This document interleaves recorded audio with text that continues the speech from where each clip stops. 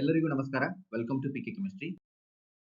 ಏನೋ ಒಂದು assistant professor recruitment ಅಲ್ಲಿ ಸಿ ಅಂಡ್ ಆರ್ ರೂಲ್ಸ್ ಮತ್ತು ಎಕ್ಸಾಮ್ ಪ್ಯಾಟರ್ನ್ ಅಲ್ಲಿ ಆದಂತ ಚೇಂಜಸ್ ಬಗ್ಗೆ 2-3 ದಿನದಿಂದ ಏನೋ ಒಂದು ನ್ಯೂಸ್ ಬರತ್ತಿತ್ತಲ್ಲ, ಅದಕ್ಕಾಗಿ ಬಹಳಷ್ಟು ಆಸ್ಪಿರೆಂಟ್ಸ್ ಎಕ್ಸಾಮ್ ಪ್ಯಾಟರ್ನ್ ಚೇಂಜ್ ಆಗಿದೆ ಅಂತ ಹೇಳಿ ಎಕ್ಸಾಮ್ ಏನೋ ಬೇಗ ಇಟ್ಬಿಡ್ತಾರ ಅಂತ ಹೇಳಿ ಒಂದು ಕೇಳತ್ತಿದ್ರಿ. ಅದಕ್ಕಾಗಿ ಈ ವಿಡಿಯೋದಲ್ಲಿ ನಾವು ಸಿ ಅಂಡ್ ಆರ್ ರೂಲ್ಸ್ ಯಾವಾಗ ಬರ್ಬೋದು, ಎಕ್ಸಾಮ್ ಪ್ಯಾಟರ್ನ್ ಏನು, ನೋಟಿಫಿಕೇಶನ್ ಯಾವಾಗ ಆಗ್ಬೋದು, ಮತ್ತೆ ಎಕ್ಸಾಮ್ ಯಾವಾಗ ಆಗ್ಬೋದು ಅಂತ ಹೇಳಿ ಸ್ವಲ್ಪ ಡಿಸ್ಕಸ್ ಮಾಡೋಣ. ಬಹಳಷ್ಟು ದಿನದಿಂದ C and R rules release ಆಗಬೇಕಿತ್ತು, ಬಟ್ ಮಿನಿಸ್ಟರ್ ಇಲ್ಲದೆ ಇರೋದ್ರಿಂದ ಆಗಿಲ್ಲ ಅಂತ ಹೇಳಿದ್ರು ಸಹಿತ ಇದು ಆಗಸ್ಟ್ ಅಲ್ಲಿ ಸಿ ಅಂಡ್ ಆರ್ ರೂಲ್ಸ್ ಬರೋ ಚಾನ್ಸಸ್ ಅದ. ಸೊ ಆಗಸ್ಟ್ ಅಲ್ಲಿ ಸಿ ಅಂಡ್ ಆರ್ ರೂಲ್ಸ್ ಬರ್ತದೆ. ಮತ್ತೆ ಎಕ್ಸಾಮ್ ಪ್ಯಾಟರ್ನ್ ಬಗ್ಗೆ ಹೇಳ್ಬೇಕಂದ್ರೆ ಕೆಲವೊಂದಿಷ್ಟು ಜನರಿಗೆ ಮಾಹಿತಿ ಸಿಕ್ಕಿರೋ ಪ್ರಕಾರ ಎಕ್ಸಾಮ್ ಪ್ಯಾಟರ್ನ್ ಚೇಂಜ್ ಆಗಿದೆ. ಅದು ಸಿ ಅಂಡ್ ಆರ್ ರೂಲ್ಸ್ ಏನು ರಿಲೀಸ್ ಆಗ್ತದಲ್ಲ ಅದರಲ್ಲಿ ಇನ್ಕ್ಲೂಡ್ ಆಗಿ ಬರ್ತದೆ ಅಂತ ಹೇಳ್ತಾರ. ಮೊದಲೆಲ್ಲ ಹೆಂಗಿತ್ತಂದ್ರೆ 3 ಮತ್ತೆ ಪೇಪರ್ 4 ಅಂದ್ರೆ ಜಿ ಕೆ ಮತ್ತು ಸಬ್ಜೆಕ್ಟ್ ಪೇಪರ್ 300 ಮಾರ್ಕ್ಸ್ ಅಷ್ಟೇ ಇರ್ತಿತ್ತು. ಬಟ್ ಈ ಸಾರಿ ಅವರು 300 ಪ್ಲಸ್ 300 ಮಾಡ್ತಾರೆ ಅಂತ ಹೇಳಿ ಒಂದು ನ್ಯೂಸ್ ಬರತ್ತದ. ಟೋಟಲ್ 600ಗೆ ಎಕ್ಸಾಮ್ ನಡೀತದೆ. ಜಿ ಕೆ 300 ಮತ್ತು ಸಬ್ಜೆಕ್ಟ್ ಪೇಪರ್ 300 ಇರ್ತದೆ ಅಂತ ಹೇಳಿ. ಇದ್ರ ಬಗ್ಗೆ ಸಂಪೂರ್ಣ ಮಾಹಿತಿ ಕಂಪ್ಲೀಟ್ ಆಗಿ ಇನ್ಫಾರ್ಮೇಶನ್ ಸಿಗೋದು ಸಿ ಅಂಡ್ ಆರ್ ರೂಲ್ಸ್ ಬಂದ್ಮೇಲೆ. ಅದು first C and R rules ಬರ್ತದಲ್ಲ ಅದರಲ್ಲಿ ಅವರು ಎಕ್ಸಾಮ್ ಪ್ಯಾಟರ್ನ್ ಇನ್ಕ್ಲೂಡ್ ಮಾಡಬಹುದು, ಅಥವಾ next revised C and R rules ಬರ್ತಲ್ಲ ಅಲ್ಲಿ ಅವರು ಎಕ್ಸಾಮ್ ಪ್ಯಾಟರ್ನ್ ಹಾಕಿರ್ಬೋದು. ಬಟ್ ಅದು ಕನ್ಫರ್ಮ್ ಆಗೋದು ಸಿ ಅಂಡ್ ಆರ್ ರೂಲ್ಸ್ ಬಂದ್ಮೇಲೆ. ಓಕೆ, ಅದಕ್ಕಾಗಿ ನಾವು ಸಿ ಅಂಡ್ ಆರ್ ರೂಲ್ಸ್ ಅಲ್ಲಿ ವೇಟ್ ಮಾಡಬೇಕಾಗ್ತದೆ.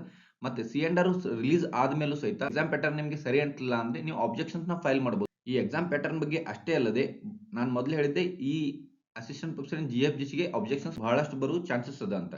ಏನೇನು ಆಬ್ಜೆಕ್ಷನ್ಸ್ ಬರೋ ಚಾನ್ಸಸ್ ಅದ ಅಂದ್ರೆ ರೆಗ್ಯುಲೇಷನ್ಸ್ ರಿಲೇಟೆಡ್ ಆಬ್ಜೆಕ್ಷನ್ಸ್ ಹೋಗೋ ಚಾನ್ಸಸ್ ಅದ. ಎಕ್ಸಾಮ್ ಪ್ಯಾಟರ್ನ್ ಈಗ ನಾವು ಹೇಳಿದಾಗೆ 300 ಪ್ಲಸ್ 300 ಇರ್ಬೋದು, ಅಥವಾ ಏನೋ ಬೇರೆ ಎಕ್ಸಾಮ್ ಪ್ಯಾಟರ್ನ್ ಚೇಂಜ್ ಮಾಡಿದ್ರೆ ಅದಕ್ಕಾಗಿ ಸಹಿತ ಆಬ್ಜೆಕ್ಷನ್ಸ್ ಹೋಗ್ಬೋದು. ಮತ್ತೆ ಕೆಸೆಟ್ 2026 ಆಸ್ಪಿರೆಂಟ್ಸ್ ಏನಿದಾರಲ್ಲ ಅವರು ಸಹಿತ ನಮಗೆ ಇನ್ನೊಂದು ಚಾನ್ಸ್ ಕೊಡ್ರಿ, ಒಂದು 2 ತಿಂಗಳು ವೇಟ್ ಮಾಡಿ ನಾವು ಎಲಿಜಿಬಿಲಿಟಿ ತಗೊಂಡ್ ಬರ್ತೀವಿ ಅಂತ ಅವರು ಸಹಿತ ಆಬ್ಜೆಕ್ಷನ್ಸ್ ಹೋಗಬಹುದು. As G P S T R ಮತ್ತೆ ಏನು ಟೀಚರ್ಸ್ ರಿಕ್ರೂಟ್ಮೆಂಟ್ ಅಲ್ಲಿ ಬಿ ಎಡ್ ಕ್ಯಾಂಡಿಡೇಟ್ಸ್ ಹೋಗಿದ್ರೆ ಹಂಗೆ ಕನ್ಸಿಡರ್ ಮಾಡೋದು ಅವ್ರು ಬಿಟ್ಟಿದ್ದು, ಬಟ್ ಹೋಗಬಹುದು. ಓಕೆ, ಮತ್ತೆ ವೇಕೆನ್ಸಿ ರಿಲೇಟೆಡ್ ಆಬ್ಜೆಕ್ಷನ್ಸ್ ಹೋಗಬಹುದು. ಅಂದ್ರೆ ಯಾವುದೋ ಒಂದು ಸಬ್ಜೆಕ್ಟ್ಗೆ ವೇಕೆನ್ಸಿ ಲಿಸ್ಟ್ ಬಿಟ್ಟ ಮೇಲೆ ಗೊತ್ತಾಗ್ತದೆ ಯಾವ ಸಬ್ಜೆಕ್ಟ್ ಎಷ್ಟು ವೇಕೆನ್ಸಿ ಇದೆ ಅಂತ ಹೇಳಿ. ಅವಾಗ ಕಡಿಮೆ ಇರೋರು ಇಲ್ಲ ನಮ್ಗೆ ಇನ್ನೂ ಹೆಚ್ಚು ವೇಕೆನ್ಸಿ ಇರಬೇಕಿತ್ತು, ಬಹಳ ದಿನ ಆಯ್ತು ನಮ್ಗೆ ರಿಕ್ರೂಟ್ಮೆಂಟ್ ಆಗಿಲ್ಲ ಅಂತೇಳಿ ಅವರು ಹೋಗೋ ಚಾನ್ಸಸ್ ಅದ. ಅದೇ ರೀತಿ ಗೆಸ್ಟ್ ಫ್ಯಾಕಲ್ಟಿ ದವರು ಜಿ ಎಫ್ ಜಿ ಸಿ ಅಲ್ಲಿ ಏನು ಗೆಸ್ಟ್ ಫ್ಯಾಕಲ್ಟಿ ಅಂತ ವರ್ಕ್ ಮಾಡ್ತಾರೆ ಬಹಳ ದಿನದಿಂದ ಅವರು ಸಹಿತ ಒಂದು ಆಬ್ಜೆಕ್ಷನ್ಸ್ ನ ಹೋಗು ನಮಗೆ ಕೃಪಾಂಕ ಕೊಡ್ರಿ ಅಥವಾ ಏನೋ ಒಂದು ರಿಲೇಟೆಡ್ ಹೋಗು ಚಾನ್ಸಸ್ ಅದ ಅಂತ. ಇದಷ್ಟೇ ಅಲ್ಲದೆ ಸಿ ಅಂಡ್ ಆರ್ ರೂಲ್ಸ್ ಬಿಟ್ಟ ಮೇಲೆ ಗೊತ್ತಾಗ್ತದೆ ಏನೇನು ಆಬ್ಜೆಕ್ಷನ್ಸ್ ಹೋಗ್ಬೇಕು ಅಂತೇಳಿ. ಸೊ ಅಂದ್ರೆ ಏಜ್ ರಿಲ್ಯಾಕ್ಸೇಷನ್ ಇರ್ಬೋದು ಅಥವಾ ಬಹಳಷ್ಟು ಇನ್ನೂ ಇರ್ಬೋದು, ಆಬ್ಜೆಕ್ಷನ್ಸ್ ಹೋಗ್ಬೋದು ಸಿ ಅಂಡ್ ಆರ್ ರೂಲ್ಸ್ಗೆ. ಇನ್ನು ಸಿ ಅಂಡ್ ಆರ್ ರೂಲ್ಸ್ ಬಂದ ಮೇಲೆ ನೋಟಿಫಿಕೇಶನ್ ಯಾವಾಗ ಆಗ್ಬೋದು ಅಂತ ನೋಡಿದ್ರೆ ನೋಡ್ರಿ, ಆಸ್ ಆಫ್ ನೌ ಆಗಸ್ಟ್ ಅಲ್ಲಿ ಸಿ ಅಂಡ್ ಆರ್ ರೂಲ್ಸ್ ಬರ್ತದ. First or second week August ಅಲ್ಲಿ ಸಿ ಅಂಡ್ ಆರ್ ರೂಲ್ಸ್ ಬರ್ತದ. ಬಂದ ಮೇಲೆ ಮಿನಿಮಮ್ ಅವರು ಫಸ್ಟ್ ರಿಲೀಸ್ ಮಾಡಿ 7 to 15 ಡೇಸ್ ಆಬ್ಜೆಕ್ಷನ್ಗೆ ಟೈಮ್ ಕೊಟ್ಟು ಆಮೇಲೆ ರಿವೈಸ್ಡ್ ಬಿಡ್ಬೋದು. ರಿವೈಸ್ಡ್ ನಮಗೆ ಸೆಪ್ಟೆಂಬರ್ ಅಲ್ಲಿ ಬರ್ಬೋದು. ಅಗೇನ್ ಅವರು 7 to 15 ಡೇಸ್ ಟೈಮ್ ಕೊಟ್ಟು ಮತ್ತೆ ಆಬ್ಜೆಕ್ಷನ್ಸ್ ನ ರಿಸೀವ್ ಮಾಡಿಕೊಂಡು ಮತ್ತೆ ಫೈನಲ್ ಅವರು ಅಕ್ಟೋಬರ್ ಅಲ್ಲಿ C and R rules release ಮಾಡಬಹುದು. ಅಕ್ಟೋಬರ್ ಅಲ್ಲಿ final C and R rules ಬಂದ್ರೆ ನೋಟಿಫಿಕೇಶನ್ ಆಗೋದು ನಮಗೆ ನವೆಂಬರ್ ಅಲ್ಲಿ. So expected month of notification is November. ಇದು ಯಾವಾಗ ಅಂದ್ರೆ if they have not consider the KSET 26 candidates, ಅಂದ್ರೆ ಕೆಸೆಟ್ 26 ಸಲುವಾಗಿ ವೇಟ್ ಮಾಡದೇ ಇದ್ರು ಸಹಿತ ನೋಟಿಫಿಕೇಶನ್ ಆಗೋದು ನಮಗೆ ನವೆಂಬರ್ ಅಲ್ಲಿ. ಮಿನಿಮಮ್ ಡೇಸ್ ತಗೊಂಡ್ರು ಸಹಿತ ನಮಗೆ ನವೆಂಬರ್ ಅಲ್ಲಿ ನೋಟಿಫಿಕೇಶನ್ ಆಗ್ತದೆ.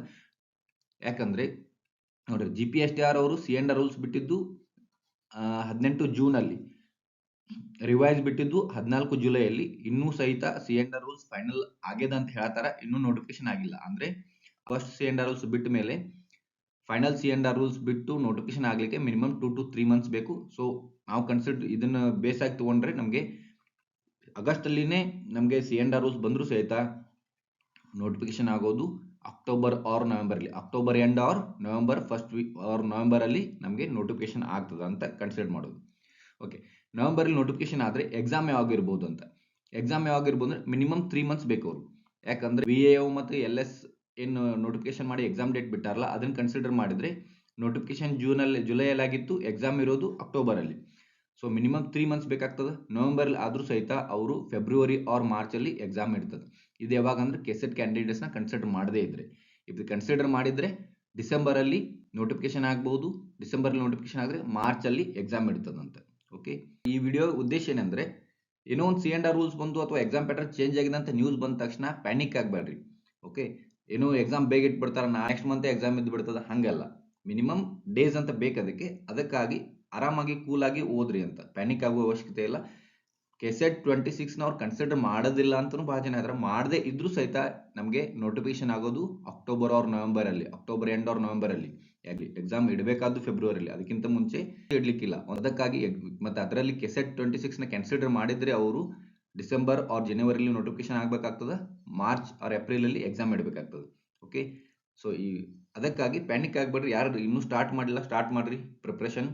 ಓದಲಿಕ್ಕೆ ಸ್ಟಾರ್ಟ್ ಮಾಡಿರಿ. ಪ್ರಿಪೇರ್ ಆಗೋರು ಕೂಲಾಗಿ ಪ್ರಿಪೇರ್ ಆಗಿರಿ. ಏನಾದರೂ ನಿಮಗೆ ಡೌಟ್ಸ್ ಆರ್ ಏನಾದರೂ ನಿಮಗೆ ಇನ್ಫಾರ್ಮೇಷನ್ ಇತ್ತಂದರೆ ನೀವು ಕಮೆಂಟ್ ಬಾಕ್ಸಲ್ಲಿ ಹಾಕ್ಬೋದು. Okay, thank you.